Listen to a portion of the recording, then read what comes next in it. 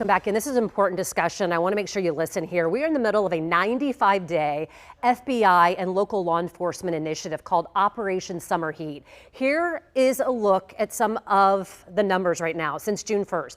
36 arrests, 42 weapons seized, 34 drug seizures, 18 child identifies. That means victims of child exploitation.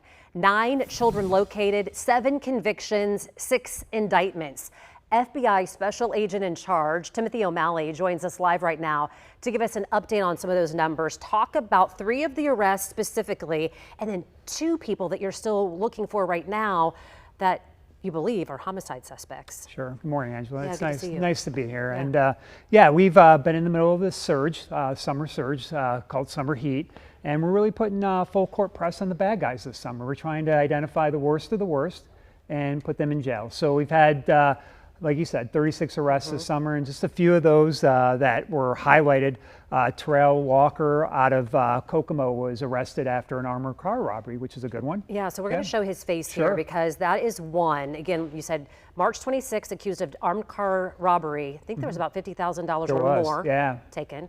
Let's look at the next one that we have up. Another person arrested. Is that Jose Cantolano Martinez? Interesting case. He was wanted out of Crawfordsville for a domestic situation where he attempted to kidnap and hold somebody in confinement, and there was a battery associated with that. Some strangulation, right? Strangulation, but he fled to Tennessee, and that's where the power of the federal government kicks in, because the U.S. Marshals Service, through our partnership with them, were able to identify where he was and put him into custody and bring him back here and to face consequences. Yeah, he was here illegally, I understand as well. Let's look at the next one, Javier Perez. I actually focused on this one too last week because he was wanted for attempted rape, sexual battery, and sexual misconduct with a minor. Yeah, up in Fishers. And you were able to find him? We were able to find him. The crime occurred back in 2024, and we were able to recently identify where he was and put him in custody. That seems so fascinating to so many people when it's so hard to maybe find some of these folks and the work that you do on each one of these cases.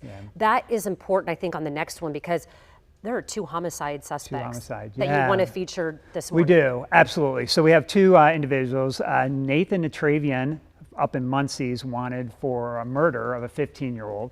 And the second one is David Hunter Jr., who is wanted on homicide out of Fort Wayne. So 2 people who are out, been out, basically running loose, and we'd like to get them into custody before any more crimes occur. And you think about the one 15-year-old killed a child, and then here we are. I want to talk a little bit about some of the pushback that you get during some of these cases, especially if somebody is here illegally. Sometimes people don't want us to even talk about that part of it. Others get mad if we're not talking about it. Overall, what is it like right now to be you in the position that you're in? Well, there's a lot of work to be done. There's thousands of arrest warrants that are active in the state of Indiana. So what we've done is we tried to focus on the worst of the worst, those people who have committed violent crime. And we use our intelligence resources to figure out current leads and maybe help point us in the right direction to where they are and put them in custody.